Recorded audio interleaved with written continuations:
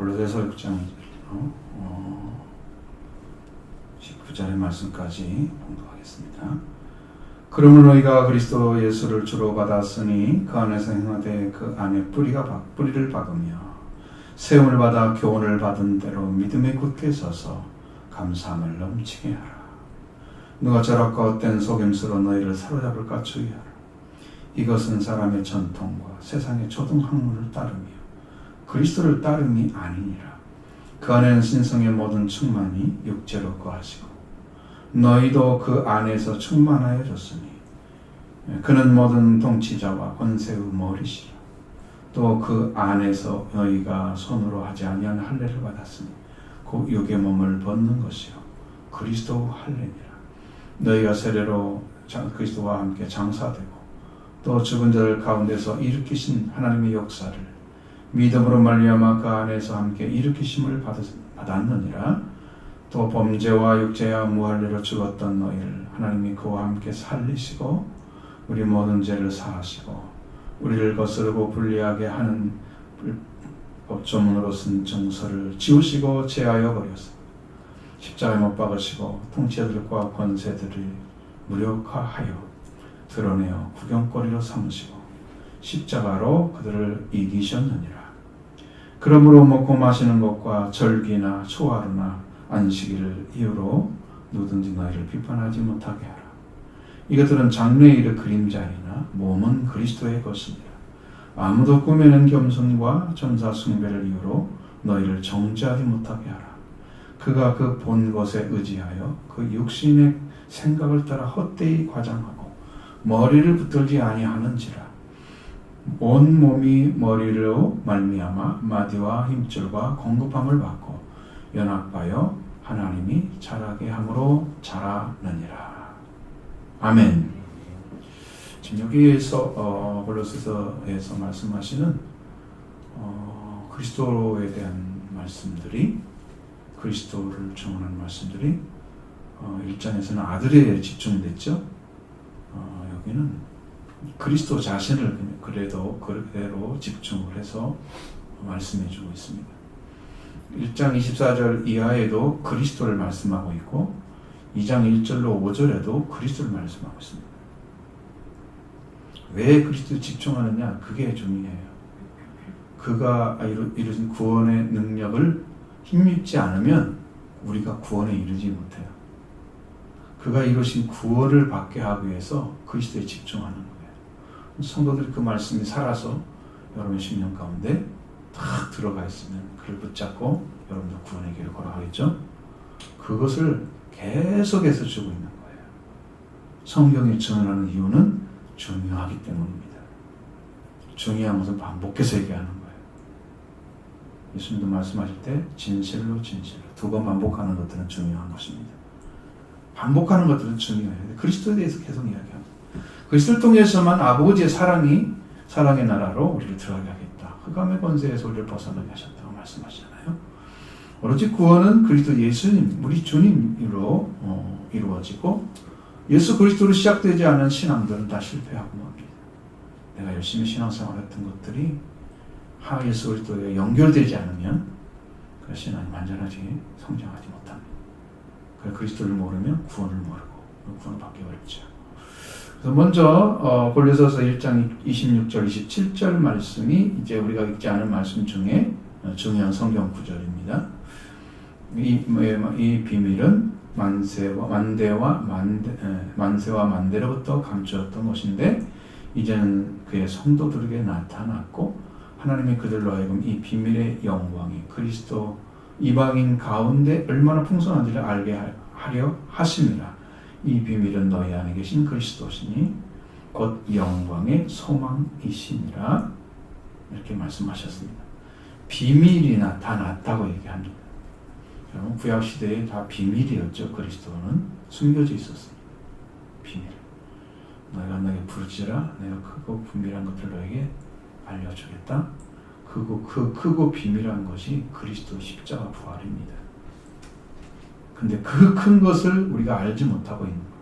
믿어지지도 않고 깨어나지도 않고 영적으로 이 말씀을 듣고 여러분 살기를 원합니다. 능력을 회복되기를 원합니다. 말씀 안에 들어가기를 원합니다. 이 큰 능력을 우리한테 허락하신 거예요. 비밀이에요, 이것이. 그게 만대제부터 만세로부터 감춰져 있던 거예요.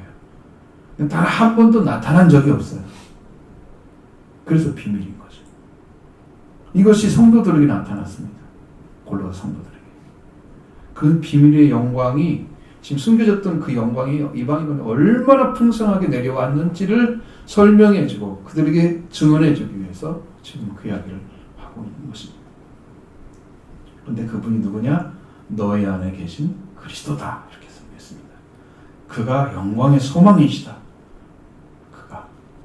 우리가 영광을 말씀드렸을 때 지난주 지난주 그것이 뭐라고요? 주님이 직접 다스리는 지배력을 가르친다고 그랬어요. 영광이 크다 그러면요 지배력이 강하다는 뜻입니다. 그가 높은 위치에 있기 때문에 너무나 높은 위치에 있기 때문에 엎드리지 않을 사람이 없는 것이 영광이에요.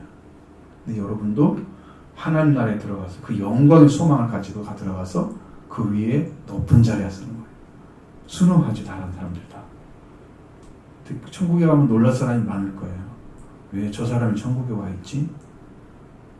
그럴 거예요. 그런 사람 많을 거예요.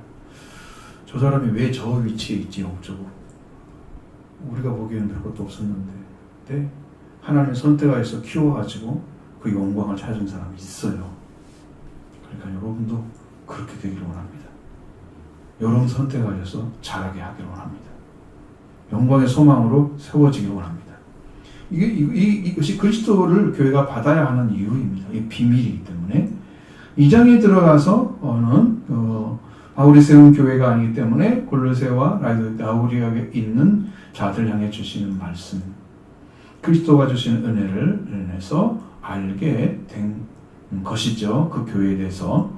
그래서 바울은 골로새 교회 성도들을 향해서 얼굴은 보지 못했지만 못한 자들을 위해서 얼마나 힘쓰는지를 너희가 알기를 원한다. 그렇게 간절했습니다. 위험받기를 원했습니다.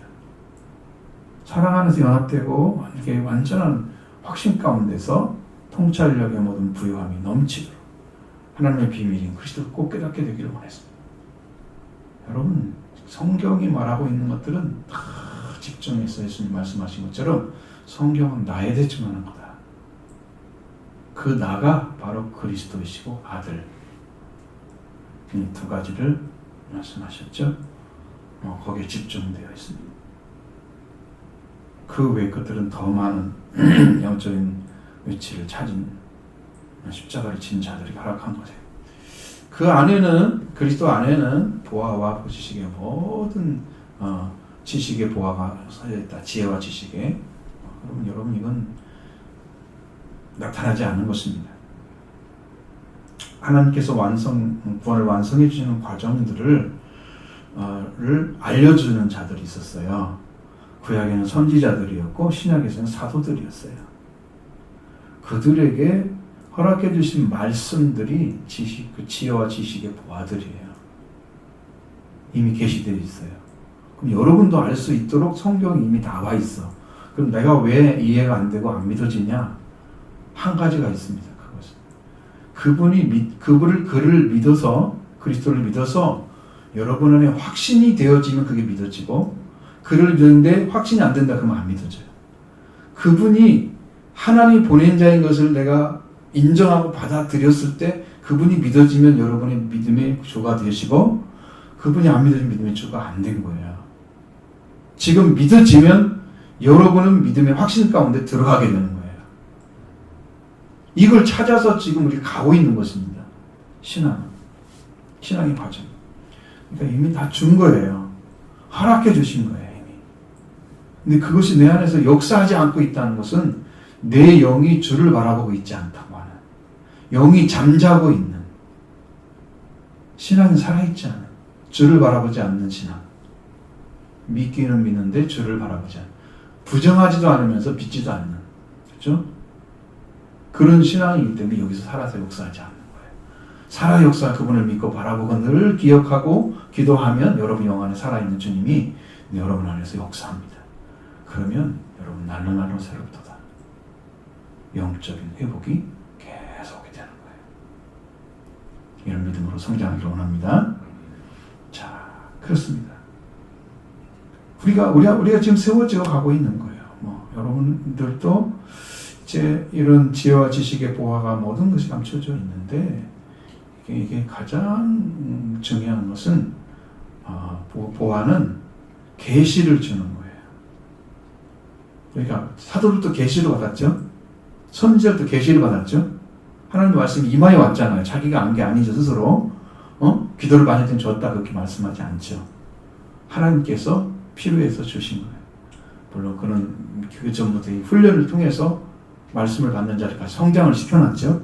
그리고 주신 거예요. 무조건 주는 건 아니고 이렇게 세워졌던 자들을 통해서 이제 사역이 이루어지는 거예요.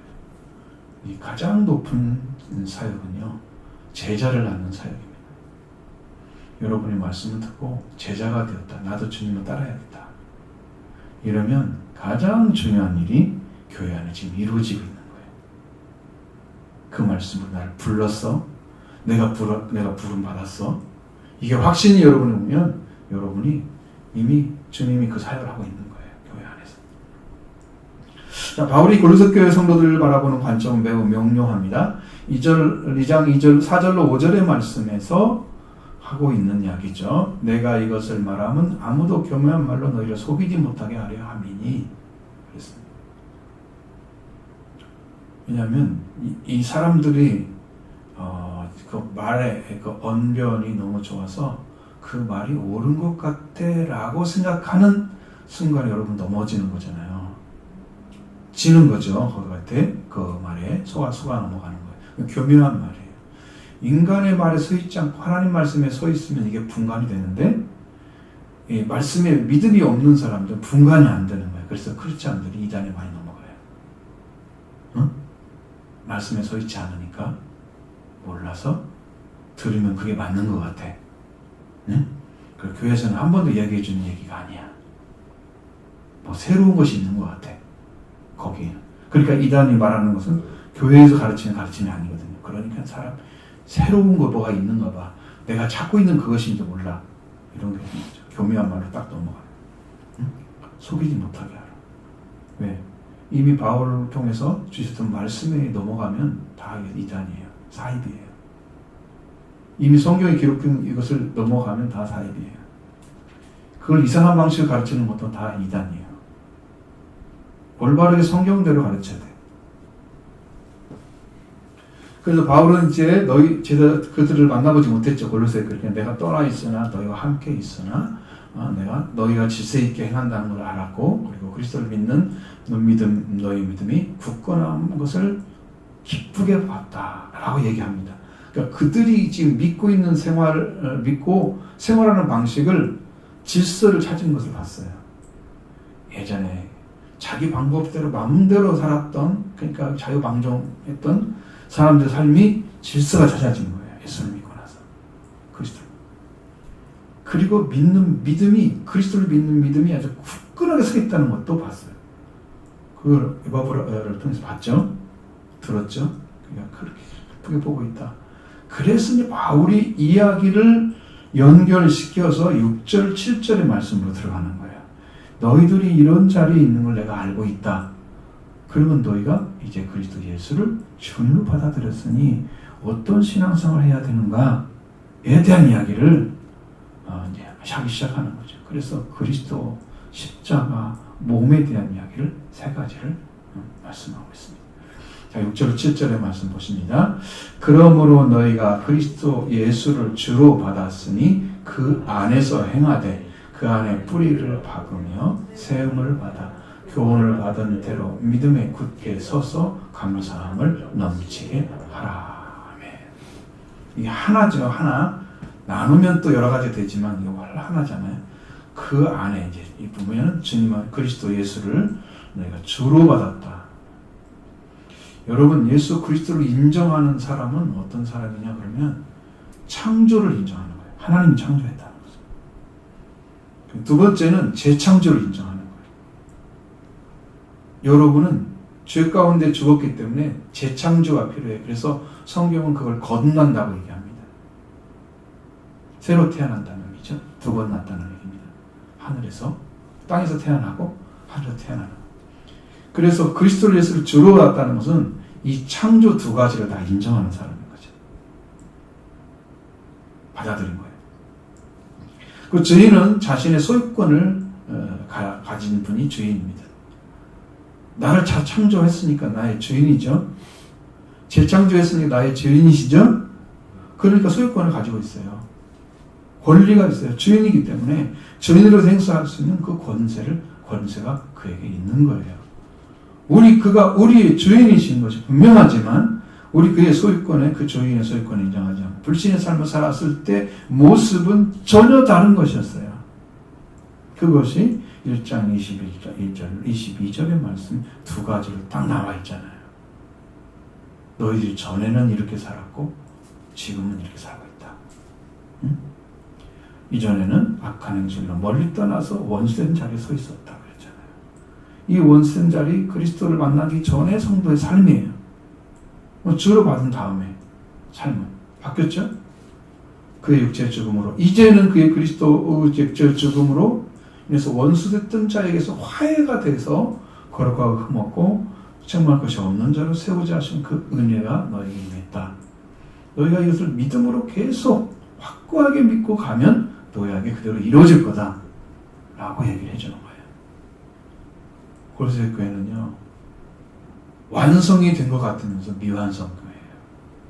그러니까 믿음으로 그렇게 붙잡고 있으면 너에게 이루어질 거야 라고 얘기를 해줘요.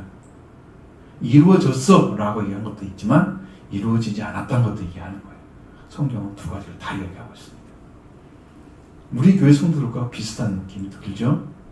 말씀은 들었는데 아는 것 같은 잘 안 이루어지는 것들은 다 여기에 속한 거예요.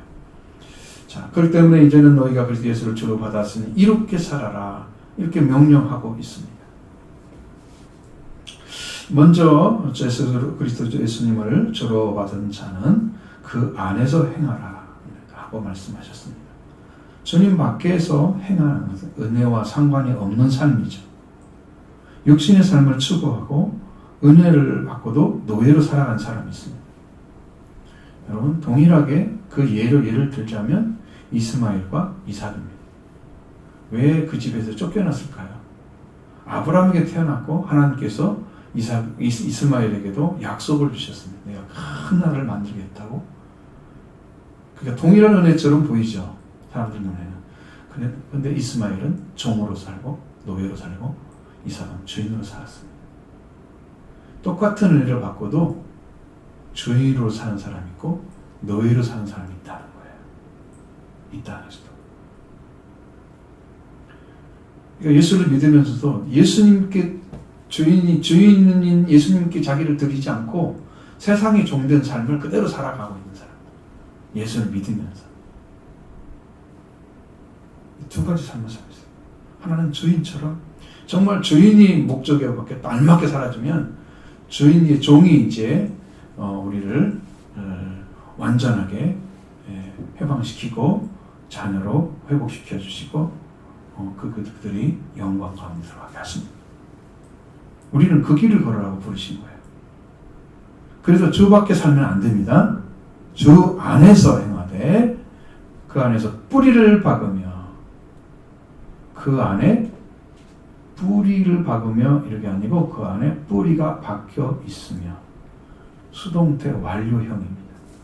그러니까 여러분 주를 받은 사람들은 그 안에 뿌리가 박혀 있는 거예요. 그럼 여러분들의 뿌리는 누굽니까? 부모님이죠. 육신의 뿌리는. 영의 뿌리는요? 예수 그리스도입니다. 그분에게 박혀 있어야 됩니다. 뿌리가. 그 안에서 행하되 뿌리가 박혀 있다. 그 안에 뿌리가 박혀 있다. 우리가 주님의 뿌리가 박혀 있는 거죠. 우리는 누구에게나 뿌리를 받고 있습니다. 누구에게나. 어떤 사람들은 세상에 어떤 것에 막 꽂혀가지고 거기에 뿌리를 두고 자기 삶의 통째에 다 시간을 투자하는 사람들이 있어요. 돈 버는 사람들 중에 돈에 뿌리 박힌 사람들은 그것이 자기 일생의 최고의 목적이고 최고의 기쁨이에요. 뿌리를 인간에게 두는 사람들, 사람에게. 그러니까 그 뿌리가 잘못된 뿌리를 받게 되면 여러분의 인생 끝에 가면 다 절망입니다. 허망하고 그거는 구원받지 못하고 이거 있어봤자 나를 1조도 못 살려요. 옛날에 이병철 회장이 한 얘기 있잖아요. 나를 30분만 더 살게 하면 내 재산의 절반을 주겠다. 30분만 더 살게 하면 그런 얘기를 했다고 하잖아요. 여러분 인생의 삶이 그때 가서 돈이 어떻게 해요? 힘이 없어요. 그분이 신앙인이에요. 이병철이 쓴 책도 있어요. 신앙인입니다. 그런데 불구하고 그게 안 되는 거예요. 여러분 누구한테 뿌리를 박아야 돼요? 주님에게 박혀 있습니다. 이걸 믿으셔야 됩니다. 왜? 주님이 박혀 있다고 지금 선언했잖아요. 여러분이 전해줬잖아요. 그걸 믿어야죠. 믿음을 받아들이는 것이 여러분이 할 일입니다. 저는 열심히 전해주고 여러분은 믿는 게 여러분이 할 일이에요. 그 뿌리는 우리 주 예수님이십니다. 우리가 다른 것에 마음을 두고 사는 것들에게 종이 되는 삶을 살아가면 안 되는 겁니다. 세상의 것들은 우리가 살아가는데 필요하지만 영원하지 않기 때문에 그건 우리의 뿌리가 될 수가 없는 거예요. 또 하나, 세움을 받아 교훈을 받은 대로 믿음에 굳어서 감사함을 넘치게 하라고 명령하고 있습니다. 그 안에 뿌리가 박혀져 있으면 지금 세움을 받습니다. 마치 건물이 지어진 것처럼 점점 이렇게 세워지는 거예요. 그 세워짐을 말하는 거예요. 세움을 받는다는 의미는 점점 세워지는 것을 말하고 있는 거예요. 세움을 받아서 가르침을 받은 대로 말씀이잖아요. 이 말씀대로 믿음에 확고하게 하여 감사함을 풍성하게 하라고 그렇게 말씀하고 있습니다. 우리 한 번 한 번 성도인들은 성도들의 주인은 그리스도여야 합니다. 뿐만 아니라 우리 한 분 한 분의 성도님들의 주인은 그리스도입니다. 우리 한 분 한 분의 성도님들의 주인은 그리스도밖에 없습니다. 분명한 것은 우리의 뿌리는 그리스도이시고 우리의 믿음도 그리스도이시고 우리의 주인도 그리스도이시고 우리의 생명을 찾으신 분도 그리스도이시고 우리가 확고하게 믿음에 서서 감사함을 넘치게 해야 되는 그 대상도 그리스도이십니다. 여러분 그러한 믿음으로 성장하기 원합니다. 우리 성도님들도 그리스도 안에서 그리스도에게 뿌리가 박히고 지금 세워져 온 말씀에 확고하게 세워져서 감사함을 풍성하게 돌려드리는 그런 믿음으로 자라기를 바랍니다. 또 그리스도 예수님을 주로 받은 자에 주의할 것을 있다고 말씀하십니다. 8절의 말씀입니다. 보시죠. 누가 철학과 헛된 속임수로 너희를 사로잡을까 주의하라. 이것은 사람의 전통과 세상의 주동학문을 따르며 그리스도를 따름이 아니니라. 아멘. 여기 여러분 좀 어려운 이야기를 할 거예요. 철학이란 말 썼잖아요. 성경에 철학이란 말이 써 있는 것은 여기밖에 없을 거예요. 철학이란 말 안 쓰는 철학자들은 소개도 있습니다. 사도행전에 가면 어떤 사람이 철학과 속임수를 사로잡을까 주의하라 그랬죠. 그래서 철학이라는 건 필로소피아입니다. 이건 원래 이제 이 단어의 의미는 지혜에 대한 사랑, 지혜입니다. 지혜를 사랑하는 것, 지혜. 골로새 철학이 뭘까? 세상의 초등학문은 골로새 철학의 가장 중요한 특징입니다. 참 세상이 지금 우리가 알고 있는 이게 지금처럼 이렇게 과학이 진보되어져 있고 세상의 미신이나 이런 것들은 밑에 학업에 놓는 그런 사회가 아니에요. 옛날에는 신들이 지배하는 사회였어요. 인간이 만든 신들이 지배하는 그런 사회입니다. 근데 철학은 뭐냐면 종교적이고 역사적인 배경이 어디에 있냐. 그 문제는 영지주의화된 유대교 일파에 있었다. 얼마나 어려운지 몰라요. 영지주의를 얘기하면 또 시간이 멈춰.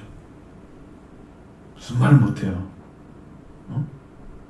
일파의 사상에는 유대교, 이란, 페르시아 사상들이 들어가 있고 갈대아, 점성학까지 밀접하게 엮여서 있었는데 이것을 가지고 그리스도교와 연합을 해서 결합을 시켜놓은 거예요. 이걸 누가 했느냐 그러면 거짓 선생들이 들어와서 교회를 어지럽히고 있는 거예요. 그들이. 근데 이거 이란의 사상에는 우주의 요소들로 구성된 몸을 가지고 있는 어떤 신에 대한 얘기가 굉장히 많이 있다고 합니다. 근데 이야기를 언제 다 해요? 그죠? 쓸 수가 없어. 그래서 골로새 교회 철학의 추종자들이 그리스도의 죽음과 그리스도의 부활의 구원을 이루신 구원을 구하지 않고 이런 세상의 초등 학문의 완성을 추구하기 때문에 바울은 여기서 철학을 주의하라 라고 말합니다. 골로새 2장 8절의 철학에 관한 경고는 헬라 고전 철학에 대한 언급도 아니고 헬레니즘 철학을 말한 것도 아니고 오로지 영지주의에 표현된 공통된 사변적 교리에 관한 것들입니다. 영지주의는 어떤 거냐면은 선택받은 자들에게만 주어지는 영적인 지식, 그게 영지주의예요. 영적인 지식을 가지고 구원을 받는다. 그 깨달음이에요. 영적인 깨달음으로 구원을 받는다. 어디서 많이 들어봤죠? 이게 구원파에서 속하는 것들이에요. 구원파는 그렇게 말하지 않죠. 한 번 말씀 듣고 깨달으면 들어가서 구원을 받으면 다시는 회개할 필요가 없다. 이렇게 가르치는 거예요. 성경은 계속 회개하라고 가르치지만 그걸 왜 자기가 결정을 해요? 언제 넘어갈지 모르는데. 이런 것들이. 이런 사상이 2세기 무렵에 그리스도 로마 등기에서 기독교를 극복하려고 지적이고 신비주의적인 사상의 경향이 나타나기 시작했습니다. 그래서 어떻게 됐을까요? 구약의 신을 비인격적이고 관념적인 존재로 바꿔버렸습니다. 구약의 신 누구예요? 여호와죠. 비인격적인 신이야. 가짜야, 가짜. 인격이 없는 거야. 관념이야. 이건 신앙이 아니야. 이거 살아있는 게 아니야. 이렇게. 그리고 율법을 갖다 배척해버립니다. 그리고 자유분방한 생활을 하면서 그리스도의 역사성도 부정해버리는 거예요. 이들은. 그리스도가 인간으로 내려왔다? 아니야. 가연설이야. 그노시스주의라고 해서 그건 가짜로 나타난 거야. 그냥 우리가 환상을 보듯이 그렇게 나타나는 분이 실제 사는 사람이 아니야. 사람으로 나타난 게 아니야. 라고 인정합니다. 그 그노시스주의예요. 그러한 그리스도를 신에 대한 그 인식 이런 것들이 잘못되어 있는 이 사상을 가지고 교회에 들어와서 교회에게 그렇게 그리스도와 연결시켜서 그리스도는 그런 분이 아니야. 이렇게 자기 방식대로 설명을 해주는 거예요. 이렇게 믿어. 얼마나 교회가 혼란스럽겠어요. 이런 교회를 만들고 있는 자체에 대해서 두려움이 있죠. 에바브라는 그렇게 강력한 힘 사람은 아니잖아. 지도자는 지도자지만 그러니까 바울에게 가서 바울에게 이 얘기를 쭉 하고 나서 바울이 거기에 대한 하나님의 계시를 받아서 이제 서신으로 보내는 거예요. 지금 이 서신이 철학이란 말을 그 당시에는 그냥 말을 안 해도 우리처럼 이렇게 설명 안 해도 알았을 거란 말이죠. 당시 말하는 거 지금 너무 다르니까. 자, 그래서 바로 바울은 그 철학으로 너희를 사로잡을까? 영지주의파에 나타난 그런 사변적인 그런 것을 바로 그 철학이라고 하고 그 사로잡을까? 주의하라고 명령하고 있습니다. 또 헛된 속임수로 너희를 사로잡을까 주의하라고 하십니다. 열매 없는 일들을 계속 하는 거예요. 어떤 사상의 포로가 돼서 빠져나오기 어렵게 만들어져 버리는 거예요. 여러분 이런 거 보셨죠? 마치 태어나서 처음 본 것을 자신의 엄마라고 생각하는 오리. 들어보셨죠? 그와 똑같이 신앙이 그렇게 형성이 됩니다. 그래서 처음 믿은 것들을 이게 진짜야 라고 받아들이게 되는 것처럼 그들에게 그걸 배워버리면 그게 사상이 돼서 사로잡히게 되는 거예요. 포로가 되는 거예요. 그러면 그들은 사상의 포로가 됐죠? 이들은 돌아오지 못합니다. 위험한 거죠. 거짓 교사들을 가르치는 것은 하나님의 계시가 아니고 인간이 꾸며낸 이야기입니다. 그래서 사상이라고 그래요. 당시 헛된 것들입니다. 그런 생활은 전통과 사람의 전통과 세상의 초등학문을 따르는 것이고 그리스도를 따라가는 게 아니었습니다. 그러면 초등학문이 뭐냐? 길게 하지 않을 거예요. 이거는 아주 정확해요. 어떤 영지주의 이단이 가르치듯이 천사들에 대한 이야기, 마귀들에 대한 이야기, 신들이죠. 신들에 대한 이야기. 이것들이 의인화돼서 이 권세가 있는 존재다라고 인식하는 그것이 논점이에요. 초등학문은. 오늘날 여러분들이 이 세상에 다른 하나님 외에 다른 영이 존재한다고 생각합니까? 생각하지 않습니까? 다른 영 없나 있나요? 여러분 어떻게 생각하세요? 그거가 똑같은 논점이야. 다른 영이 있어요. 근데 없다고 생각하는 사람도 있을 거예요. 이 과학 세상에 어떻게 지금 몇 세기야? 있을 수가 없지. 생각하죠. 존재합니다. 지금. 더러운 영은 그때도 있었고 지금도 있습니다. 근데 이러한 영적인 존재들에 대해서 이 세상을 지배하는 악한 영들과 마귀 혹은 종교적 지식의 미숙한 상태를 말했을 때 그들을 초등학문이라고 얘기합니다. 그러니까 그대 사회는 신이 존재하면서 신이 지배하는 사회예요. 다 신격 같은 일들이 얼마나 많은지 이야기들이 그렇게 많아. 그렇게 많아. 그래서 디모데 전서 이런 데 보면 허탄한 이야기, 바로 그게 신화를 가리키는 거예요. 그 논쟁하지 마라, 그것 때문에. 응? 아무 의미가 없다. 이게 열매가 없는 뜻입니다. 헛된 속임수죠? 들어가지 말라고 얘기합니다. 그거 아니다. 여러분도 거기 따라가지 않죠? 세상의 더러운 영들의 역사에 들어가지 않죠? 오직 그리스도만 믿으시길 바랍니다. 세상의 영들은 여러분 다 속입니다. 그래서 누가 철학과 헛된 속임수를 너희 사울과 주의하라. 말씀에 철학은 세상의 초등학문과 같은 것이다. 그래서 우리는 세상의 전통과 세상의 초등학문을 따르는 것이 아닙니다. 만약에 철학이나 헛된 속임수로 마음의 포로가 되어 있는 주의를 기울여서 세상의 전통과 초등학문을 따라가는 것이 아니라 우리는 우리의 신앙은 그리스도를 따라가는 거다. 분명히 선을 닦고 있습니다. 그리고 우리가 따르는 그리스도 안에는 무엇이 있는가? 9절로 10절 말씀입니다. 같이 보시죠. 그 안에는 신성의 모든 충만이 그 육체로 거하시고 너희도 그 안에서 충만하여졌으니 그는 모든 통치자와 권세의 머리시라. 아멘. 여기서 신성이라는 말을 하죠. 그러면 이제 구약의 여호와 하나님을 가리킬 때 하나님에 대한 존재는 존엄과 영광과 그 속성을 말할 때 신성이라고 합니다. 그럼 그리스도를 말할 때는 육체로 거하시는 신격을 신성이라고 합니다. 그러니까 육체로 오신 분과 육체가 아닌 상태로 계신 분은 좀 다르게 느껴지죠. 같은 분이시지만 예수 그리스도 안에는 하나님의 존엄과 영광과 그 속성의 충만함이 육체적으로 지속적으로 거주하고 있다. 이것이 여러분 예수님에 대한 여러분에게 부활에 대한 얘기를 했을 때 이 기억을 하시죠. 예수님 제자들이 문을 다 닫고 있는데 예수님은 그 가운데 들어오셨다. 그랬잖아요. 문도 안 열고 그냥 이게 몸은 몸인데 통과가 되는 거예요. 이런 벽들이 아무 상관이 없어요. 우리 육체를 가진 인간은 이게 못 건너가죠. 여기를 뚫지 못하죠. 그런데 주님은 그렇게 됩니다. 그러니까 지금도 예수님은 완전하게 변화된 몸이시면서 육체적으로 거하신 지금도 그 안에 가지고 있어요.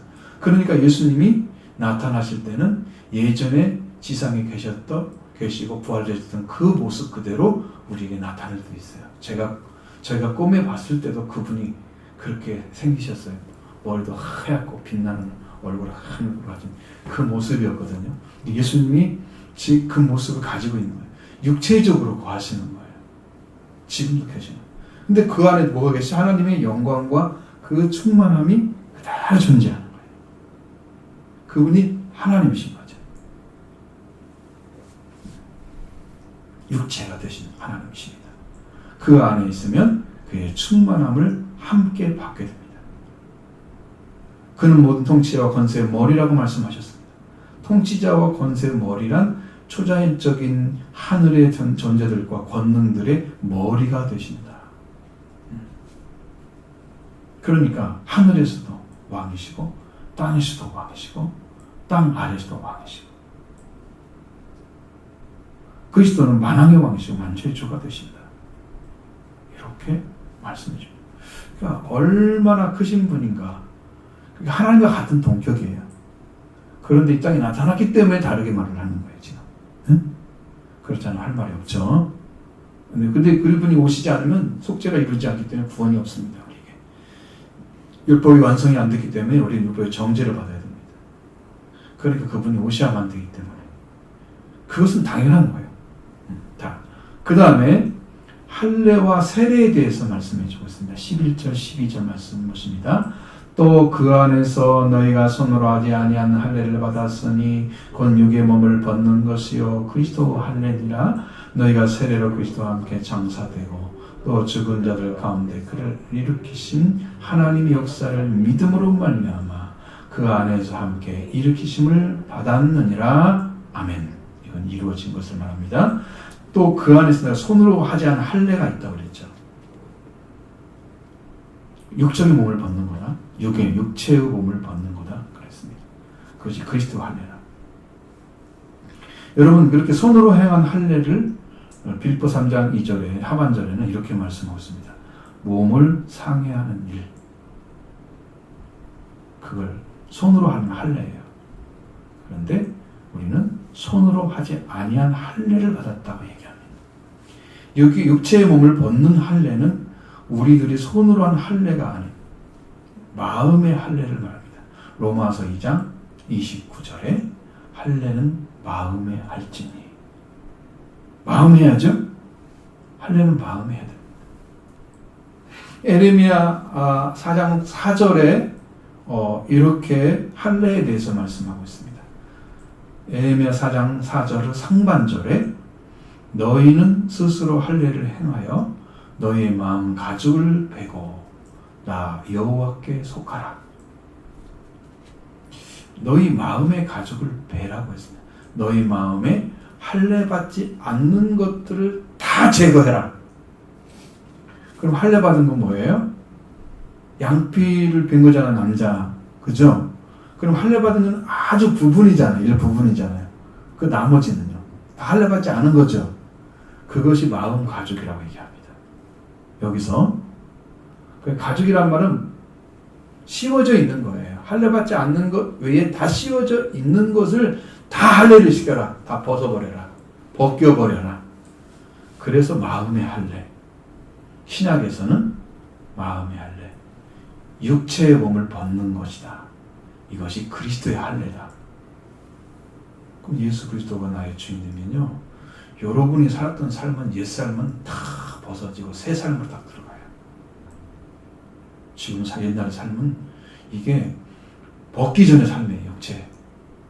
육체를 벗기 전의 삶이에요. 육체라는 것이 무슨 몸을 이렇게 가진 이 육체를 가리키는 게 아니에요. 육체는 육체이지만 보이는 육체가 다 아니에요. 이건 죄성을 가리키는 육체예요. 이것들이 통째 벗어져서 그리스도 할례가 이루어지는 거예요. 그럼 우리는 그 할례를 받기를 원해요. 주님이 여러분이 주는 것은 그 할례를 줍니다. 응? 그런데 이제 그 어떻게 할례를 받느냐, 그런 할례를 거기에 대한 이야기가 또 성경에 기록되어 있는 거예요. 자, 이런 데서 여기서 제가 말씀을 많이 준비를 했는데 여러분 다 말씀드리는 시간이 너무 부족하고, 자, 사람의 육체라고 하는 몸을 가지고 있죠. 그걸 하나님 알 수 없도록 우리의 생각과 마음을 가로막고 있는 것들을 말합니다. 자, 여러분이 살아가는 삶이 여러분의 지식, 지각, 이런 이성, 이런 판단력 다 있잖아요. 이런 것들이 세상에 의해서 어느 수준까지만 딱 열려져 있어요. 나머지는 더 이상 이해 못하죠. 닫혀 있죠. 왜? 그게 육체를 가리키는 거예요. 지금 썩을 육체를 말하는 게 아니에요. 그 육체를 벗는 거예요. 그럼 그게 벗어지면 여러분이 그리스도 알고 하나님도 알게 돼요. 마음의 할례예요. 그럼 그게 육체가 왜 만들어졌냐? 이 세상에 살면서 여러분과 제가 그냥 이 세상에 갇혀가지고 하나님은 알지 못하고 성경도 알지 못하니까 세상에 갇혀가지고 그냥 그렇게 만들어졌어요. 그래서 이 사람을 다른 말로는 자연인이라 그래요. 성경성으로 볼 때는 내추럴 맨, 그냥 일반적인 사람이야. 다 갖춰져 있어 이렇게, 숨겨져 있어. 그게 육체에 속한다. 그 육체를 벗어야 되는데. 그럼 우리가 세상에서 살아가면서 받아들여졌던 세상, 생각, 삶의 형태가 여러분에게 입혀진 거예요. 그게 옷이에요. 육체의 옷. 죄성이에요. 이것들은 세상에서만 필요한 거야. 하나님 나라 갈 때는 필요 없는 것들이야. 영원하지 않은 것들은 완전한 게 아니에요. 이상한 것으로서 온 것으로 하나님께로부터 온 것이 아닙니다. 그래서 이제 우리가 그 죄와 함께 육체의 몸을 입고 더욱더 하나님을 알 수 없게 만들어졌죠. 그 육체가 더 강화되면 어떻게 돼요? 하나님을 알지 못하는 고정화되어 버립니다. 생각이. 그러면 육체로서 멸망을 받는 거예요. 그럼 모든 사람들은 세상에 육체의 몸을 입고 있고 이것이 더 두텁게 될수록 회개하기가 어렵게 됩니다. 육체의 몸을 벗는 손으로 하지 않은 할례를 받아야 됩니다. 할례, 바로 그리스도 할례라. 마음의 할례라. 우리 중심에서부터 베어내는 것입니다. 그것을 어떻게 하느냐? 세례로 하는 거예요. 우리 죄를 벗기 위해서 먼저 하시는 것이 뭔 일로 생각해 보십시오. 우리가 그리스도와 안으로 세례를 받는다 그랬습니다. 여러분들 세례 받을 때 어떻게 해요? 지금 여기는 나 침례를 받은 적이 없잖아요. 저는 침례를 받았습니다. 침례 교인은 아니지만 예전에 그랬어요. 물에 직접 들어가서 물 안에 들어가서 내가 성부와 성자와 성령으로 세례를 주노라. 물로 직접 들어가요. 깊이. 그 다음에 다시 나와요. 씻는 예식이라고 그러잖아요. 성세례는. 그렇게 들어가는 것처럼 내가 그리스도 세례를 받으면 내가 그 물에 들어간 것처럼 그리스도 안으로 들어가요. 그게 그리스도 할례예요.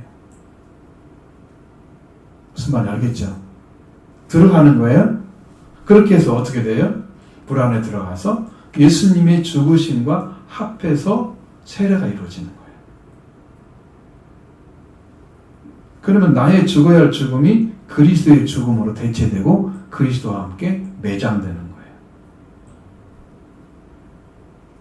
주님이 이루신 그 구원의 능력이 그리스도 안에 들어감으로써 내 안에 이루어지게 되는 거예요. 주님이 이루신 것이.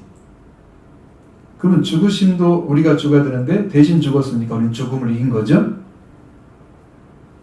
우리가 죽어서 매장돼야 되는데 예수님이 대신 매장되셨으니까 우리가 그 매장된 주님 안에서 이루어진 거죠. 그렇게 됩니다. 그리고 아버지께서 그 영광으로 그리스도를 죽은 자 가운데 살리신 것처럼 여러분은 새로운 생명으로 태어납니다. 이게 부활의 주님이 만난 거예요. 이게 여러분 여러 번 들으셔야 돼요. 무슨 말인지 못 알아들으니까. 엄청 많이 들으셔야 돼요. 그렇게 해서 우리의 생명이 그리스도가 우리 생명이 되셔서 우리가 그리스도로 옷 입게 되는 것입니다. 그래서 그리스도와 함께 장사되었다. 12절에. 그죠? 무엇으로 장사됐다고 말합니까? 너희가 세례를 했을 때 그랬죠. 앞에 말씀드린 거 똑같죠? 세례로 됐죠? 너희가 세례로 그리스도와 함께 장사되고 그 다음에 어떻게 됐어요? 죽은 자들 가운데서 일으키신 하나님의 역사를 믿음으로 그 안에서 일으키심을 이미 받았다. 일으키신 뭐예요? 죽었는데 살아났다 이거잖아요. 죽은 자 가운데서. 그렇죠? 죽은 자 가운데서 그를 일으키신, 누구를 일으켰어요? 그들을 일으키신 하나님의 역사를 믿음으로 그 안에서 함께 일으킴받아. 그리스도 안에서 함께 일으킴을 받았어요. 죽었는데 다시 부활시킨 거예요. 그러니까 너희가 세례로 그리스도와 함께 장사되고 또 죽은 자 가운데 그를 일으킨 하나님 역사를 믿음으로 가서 함께 일으킴을 받았다. 이미 우리 안에 지금 이루어졌다는 것입니다. 이것은 이루어진 걸 얘기해요. 앞에서는 이루어지지 않은 걸 좀 얘기했죠. 믿음으로 하면 이루어질 거다라고 얘기했죠. 여기는 이루어진 걸 얘기하고 있습니다. 두 가지를 구분해야 돼요. 그러니까 그리스도와 함께 세례를 받음으로 이루어진 것이다. 이렇게 말씀하고 있습니다. 그리스도가 장사된다는 말은 매장됐다는 의미죠. 일으킴을 받았다는 것은 바로 우리가 믿음으로 이루어지는 일이다. 여러분 그리스도 안에 들어가서 그 죽은 자 가운데 부활되신 것을 믿으시면 여러분 안에도 그대로 이루어집니다. 주님이 죽은 자도 일어나는 것처럼 여러분 안에도 이루어집니다. 그럼 영이 여러분에서 부활되는 거예요. 그럼 영이 태어나는 거예요. 이게 거듭난 것입니다. 이게 불과 성령으로 나는 거예요. 회개를 통해서 성령 오셔서 그리스도가 여러분을 살려주신 것입니다. 여기에 대해서 여러분 잘 이해 못하니까 할 얘기가 아주 많은데 어떻게 다 못하죠. 저는 그래요. 그래서 전적으로 하나님께서 행하실 그리스도 안에서 일으키실 것을 는 꼭 믿는 믿음이 필요하다. 믿음으로 이루어졌다고 말씀하셨죠. 이미 이렇게 해서 다 우리에게 부활이 그리스도와 함께 죽었고 그리스도와 함께 부활이 이루어졌다. 이렇게 말씀하고 있습니다. 이렇게 믿음이 여러분의 복이 될 줄로 믿습니다. 그 다음에 이루어지는 것은 무엇입니까? 십자가로 승리하신 그들을 이기신 것. 십자가로 그들을 이기신 것을 말씀하고 있습니다. 13절 15절 보십니다. 또 범죄와 육체의 할례로 죽었던 너희를 하나님이 그와 함께 살리시고 우리의 모든 죄를 사하시고 우리를 거스르고 불리하게 하는 법정으로 쓴 정서를 치우시고 제하여 버리사 십자가에 못 박으시고 통치자들과 권세들을 무력화하여 드러내어 구경거리로 삼으시고 십자가로 그를 이기셨느니라. 범죄와 육체의 무할례 이 두 가지를 말하고 있잖아요. 이 범죄는 모든 사람이 다 지은 거예요. 이를테면 유대인들도 범죄한 자들이었고 이방인들도 범죄한 자들이었어요. 동일해요. 근데 뭐가 없어요? 육체의 무할례가 없는 거예요. 할례가 없는 거죠. 육체의 할례. 이 무할례는 할례를 받지 않은 자들이고, 그럼 할례를 받은 자는 누구냐? 그러면 아브라함의 자손을 가리키는 거예요. 왜? 하나님이 아브라함부터 할례를 시키셨죠. 시작하셨죠. 손으로 하지 않은 받은 할례, 손으로 받은 할례는 유대인들을 가리키는, 아브라함의 자손은 유대인을 가리키는 겁니다. 유대인들과 함께 이들도 동일하게 죄를 짓는 자들이었어요. 동일하게 범죄는 똑같은 거야. 그런데 우리는 무할례예요. 죄 무할례야. 그들은 할례를 받았어. 할례를 받은 아브라함의 자손들은 누구예요? 선택받은 사람들이잖아요. 근데 너희는 선택도 안 됐어. 범죄도 했고 그 얘기를 하고 있거든요. 그래서 너는 죽은 거야. 너희는 죽은 자들이야. 응? 골로새 교회 성도들에게. 너희는 이방인들이야. 그래서 범죄와 멀리 죽었던 너희를 그와 함께 살리시고 우리의 모든 죄를 사시고 이랬습니다. 골로새 교회 성도들을 그와 함께 살리셔 주셨다. 바로 그가 누구냐? 그리스도이십니다. 범죄와 무할례로 죽었던 너희를 그리스도와 함께 살려주셨다. 그리스도가 부활되시니까 어떻게 했어요? 우리도 부활된 거예요. 그리스도가 죽은 이후에 보고 죽었죠? 그리스도와 함께 세례를 받은 사람들은 이렇게 일으키는 거예요. 그리스도와 함께 부활되는 것입니다. 살았죠. 함께 일으키셨죠. 이게 우리가 은혜를 받는 거예요. 그래서 우리에게 죄에 대해서 값없이 은혜를 베풀어 주신 거예요. 우리가 가지고 있는 죄예요. 주님이 지은 죄가 아니고 우리의 죄예요. 네. 우리한테 값을 달라고 해서 치른 게 아니고 우리는 값 없이 갔는데 주님이 우리에게 그걸 그냥 주셨어요. 은혜로 값 없이 베풀어 주셨어요. 그래서 죄사함이 이루어졌어요. 우리 죄사하기 위해서 그리스도를 죽음에 넘기셨고 우리의 모든 죄를 용서받게 하셨습니다. 우리는 값없이 은혜를 받았습니다. 이미 이 은혜로 우리는 죄에서 해방되고 그리스도는 우리를 위해서 값없이 은혜를 베풀어 주셨어. 그래서 그리고 이제 그렇게 되면 자, 우리를 거스르고 불리하게 하는 법조문으로 쓴 증서를 치우시고 제하여 버리사 십자가에 못 박으셨다. 이렇게 말씀하십니다. 우리의 대항하며 적대하는 손으로 쓴 것, 즉 법정 명령을 지워버리시고 제거하여 버리셔서 십자가에 못 박았다고 이렇게 말씀하고 있는 거예요. 예수님만 못 박은 게 아니고 뭐도 못 박았어요? 손으로 쓴 거. 율법 증서, 법적 명령서, 이거 손으로 쓴 것입니다.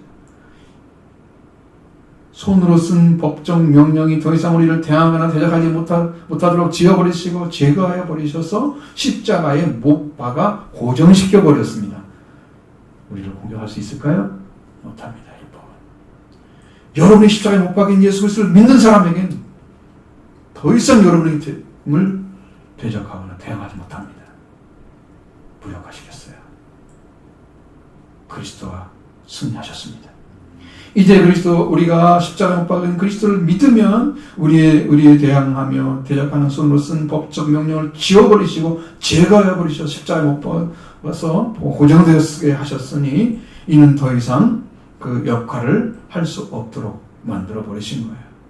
십자가는 죄만 사하는 은혜가 아니라 법적 명령들을 전혀 활동할 수 없도록 십자가 맞고 교장하고 함으로써 우리를 법적 율법의 정죄가 되지 않도록 장치를 해 놓은 것입니다.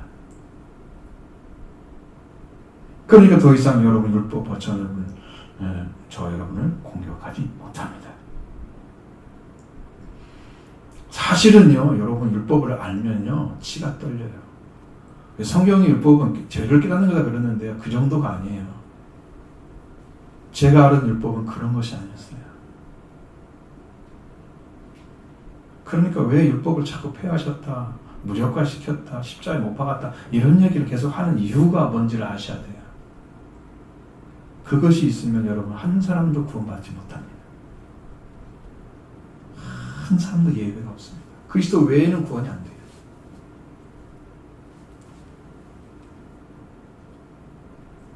얼마나 무서운 결과가 나오는지 몰라요. 그러니까 이런 십자가의 승리를 어떠한 결과가 되어주는지를 밝힌 말씀이십니다. 통치자들과 권세자들을 무력하여 드러내어 구경거리로 삼으시고 십자가로 그들을 이기셨다. 여러분 한 가지 정리해야 됩니다. 골로새 1장 16절 중반절 보면 왕권들이나 주권들이나 통치자들이나 권세들, 이게 하늘에 속한 천사들에게 준 권세자들을 세우신 자리를 말하고 있어요. 그러나 골로새 2장 15절에 통치자들과 권세들은 타락한 천사들을 가리키고 있습니다. 전혀 다른데 똑같은 단어라고 똑같이 해석하면 큰일 나죠? 하늘에 있는 통치자들과 권세자들을 그 구경거리로 만들었어요? 그들이 예수님을 도운 자들이고 하나님 나라에서 일하는 그런 영적인 존재들인데 그들을 구경거리로 만들었단 말이 안 되죠. 근데 성경은 이렇게밖에 쓸 수가 없어요. 왜? 같은 단어밖에 없으니까.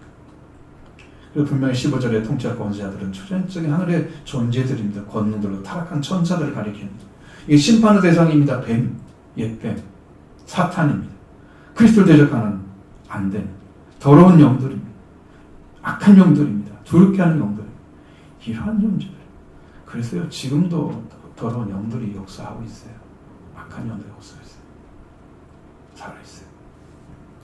그래서 통치자들과 권세들을 무력하여 통치자들, 통치권, 권세들의 권세를 무력화해서 통치권과 권세들을 그 힘을 발휘하지 못하게 만들어버려요. 그럼 마귀는 예수 그리스도 십자가에 딱 가져오면 어떻게 돼요? 걱정 못하죠? 그 영화에도 그런 게 나오잖아요. 흡혈귀 나오면 십자가를 가지고 가서 십자가로 이기셨느니라 그걸 가지고 와서 십자가를 이기는 거 그거 나오잖아요. 그런 식으로 마귀를 이기는 이런 걸 이기는 것을 상징적으로 보여주는 거죠. 그래서 세상에서 십자가에서 이루신 구원으로 그들을 다 이기신 그리스도는 통찰과 권세자들을 다 세상의 구경거리 이런 것들을 세상에 다 드러내신 것이다. 구경거리란 말은 드러내신 것을 얘기하는 것이지 다른 의미가 아닙니다. 세상은 그리스도의 십자가의 승리로 그들을 이기신 그리스도의 권능으로 세상 사람들을 구원하도록 하신 것입니다. 이 승리가 우리에게도 주어진 거예요. 십자가로 그들을 이기셨습니다. 우리에게 그래서 공격을 가하는 자들을 십자가로 이기신 예수 그리스도의 이름으로 우리가 승리합니다. 우리가 넉넉히 이깁니다. 할렐루야. 여러분도 승리자들입니다. 누군지 그를 비판하지 못하게 하라고 명령하고 있죠. 16절 17절 말씀 봅니다. 그러므로 먹고 마시는 것과 절기나 초하루나 안식일을 이유로 누군지 너희를 비판하지 못하게 하라. 이것들은 장래일의 그림자이나 몸은 그리스도의 것이니라. 아멘. 자, 먹고 마시는 것은 모세의 명령을 말하는 게 아니에요. 이 거짓 교사들은요, 금욕주의를 가지고 있었어요. 그러니까 많이 뭘 먹고 먹으면 안 되고 이름 있잖아요.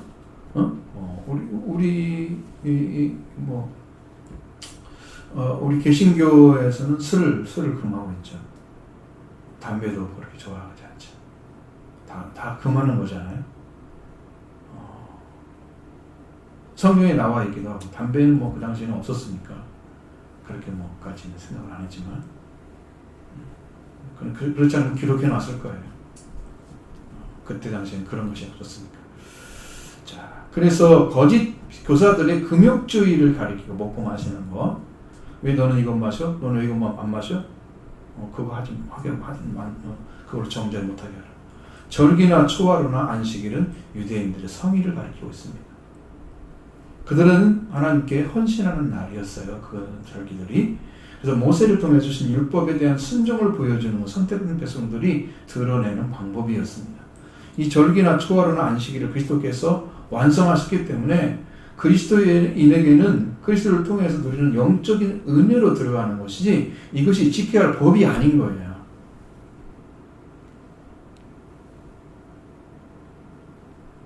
그래서 이러한 것들을 사실상 폐기되었다. 바울은 선언했기 때문에 서신서에 기록해 놓은 거예요.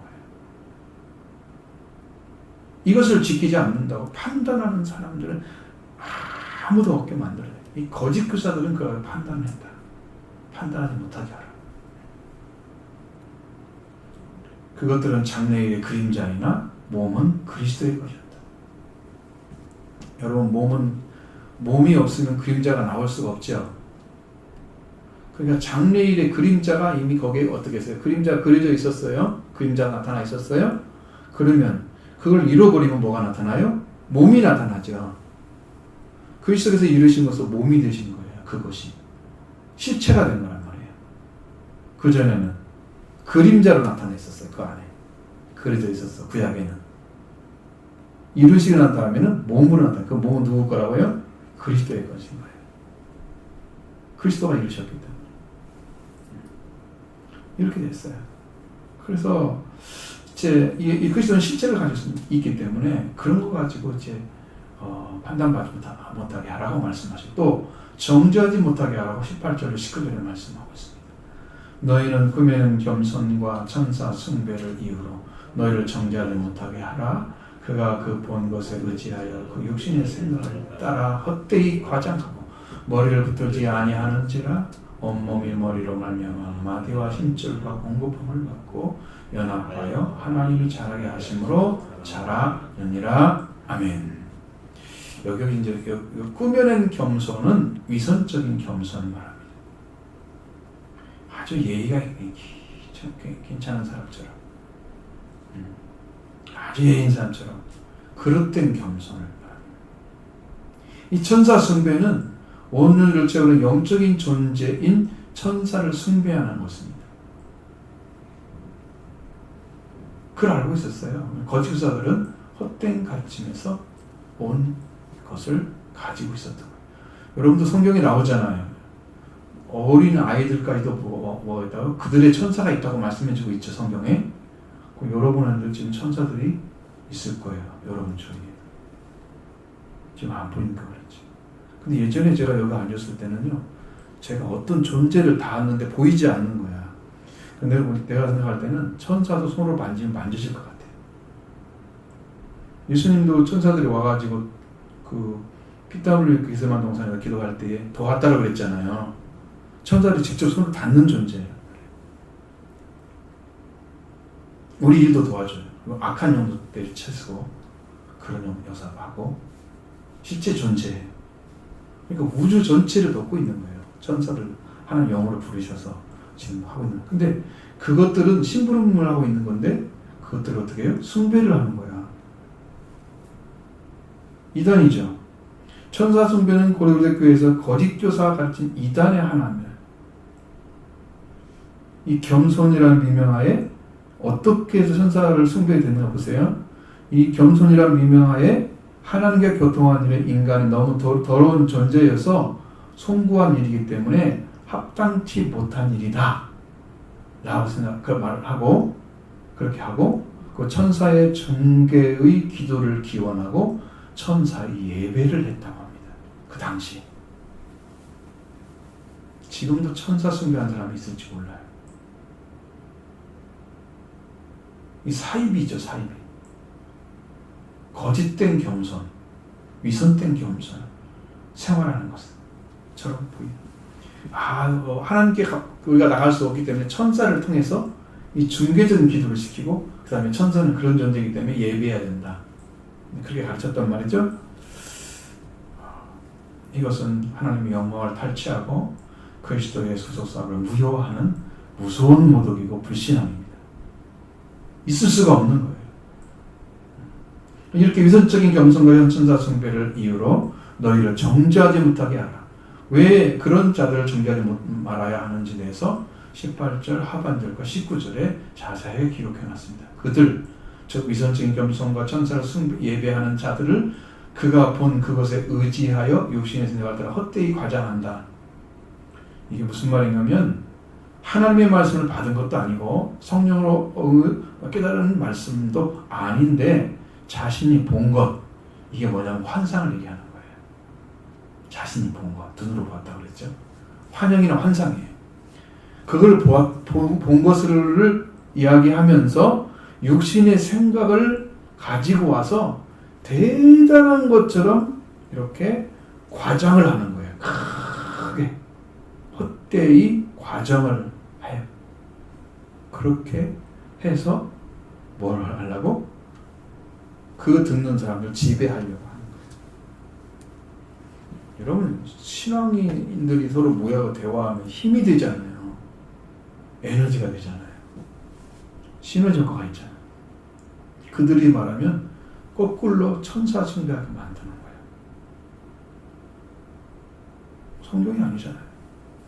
자기 중심적인 신앙에서 벗어나지 못하고 하는 그런 자들에게 우리가 정죄할 필요가 없잖아요. 여러분, 세상에서 지금도 그런 짓 하고 있다거나 이상하게 어디 가서 얘기했더니 우리 교회가 어떻더라 막 그러게 해가지고 더러운 영들에 의해서 판단받고 이런 거 좋아해요? 앞으로 우리 교회는 어떻게 생겼어요? 무당한테 물어보면 알려줄까요? 비슷하잖아요, 그거하고. 여러분, 사람이 죄를 지적하면 어떻게 해야 돼요? 옳은 것이죠. 그리고 위선적인 겸손과 수사승별하는 자들이 정죄받는 거 옳지 않죠? 그러면 신앙생활 어떻게 하냐? 머리를 붙지 않는다, 그들은요. 자, 우리 그리스도인의 머리가 바로 그리스도 아닙니까? 그리스도는 교회의 시작이잖아요. 머리시죠. 그의 모든 가르침을 주신 분이죠. 모든 것이 되시는 분이 그리스도죠. 그러니까 머리를 굳게 붙잡지 않았다는 거예요, 그들은요. 왜? 이미 뭐가 있어요? 자의적인 그러니까 위선적인 겸손함과 천사 숭배가 있으니까 이걸 통해서 그 천사가 일하는 걸 이미 가지고 있으니까 그걸 더 중요시 여기고 그리스도를 붙잡지 않는 거예요. 그러면 이게 거짓된 신앙이죠? 완전하게 철저하게 배격해야 될 신앙인데 그들은 그런 것을 추구하고 있었다. 너무 무섭습니다. 여기 와가지고 이단적인 사상을 막 여기 나한테 막 얘기한다 그러면 정말 두려운 존재죠. 암적인 존재죠. 쫓아내야 됩니다. 그러니까 왜 그러는지 몰라. 그리스도 교회에 와서 왜 그리스도를 굳게 붙잡지 않고 신앙생활 하는 겁니까? 천사 숭배하는 자를 종교를 만들지 자기들이. 왜 그리스도의 교회 와서 그걸 어지럽히는 거예요?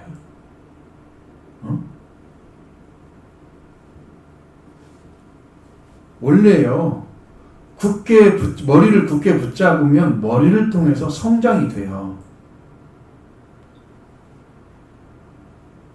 이게 성령이에요. 19절에 머리를 붙들지 아니하는지라 라고 말씀했습니다. 온몸이, 사실은 온몸이 머리를 말미암아 마디와 힘줄을 공부하고 연합해서 하나님이 잘하게 하시면 잘한다고 말씀하시잖아요. 거짓 교사들은 기본적인 신앙생활 하나도 구조도 안 만들어져 있는 거예요. 철학 말씀드렸죠. 초등학문 말씀드렸죠. 천사숭배 말씀드렸죠. 다 이게 거짓 교사들이 가지고 있는 사상들이에요. 영지주의와 이런 걸 가지고 와서 교회에서 어지럽히면 돼요. 사이비 집단 만들지. 교회를 이단성하는 사이비 집단 되게 만드는. 그냥 바로 잡아야 되죠. 그러나 교회가 온 몸이라는 존재는 이제 머리로 인해서 시작되는 거예요. 머리를 중심으로 해서 이렇게 마디, 힘줄로 이어져서 사람이 서 있잖아요. 머리가 명령하면 그 온몸이 공부를 받죠. 명령을 잘 따르지 않는 몸을 가지고 있으면 몸이 고장난 거죠. 그래서 머리가 고장이 나면 다 고장이 나는 거예요. 머리가 명령하는 대로 안 따라가면 안 따라가는 신체 부위에 문제가 생긴 거예요. 그러니까 머리로 인해서 다 이루어져야 되는데 이 그리스도가 머리인데 머리를 붙잡지 않고 몸이 존재한다면 이 몸은 그리스도의 몸이 아닌 거예요. 근데 왜 교회를 어지럽혀 가죠? 교회 몸도 아니면서.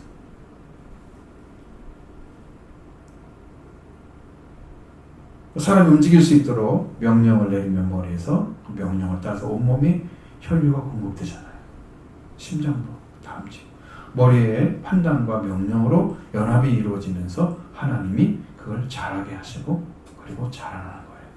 교회 머리신 그리스도를 통해서 온몸 성도들의 신앙이 자라고 영적인 부흥이 이루어진다는 거죠. 영적인 성장도 하나님께서 잘하게 하신다는 거예요. 그러니까 여러분 시작하시는 거 뭘로 시작해야 돼? 딱 하나 결론이 나와야 돼요. 여러분의 신앙은 그리스도 시작하기를 바랍니다. 나로 시작하면 안 됩니다. 나는 이렇게 신앙생활 열심히 해서 이것 다 아닙니다.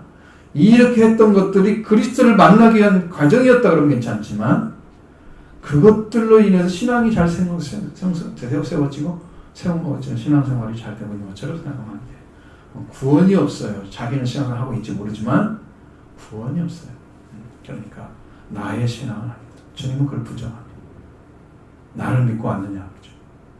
주님을 믿지 않으면 그 신앙은 거짓된 거죠.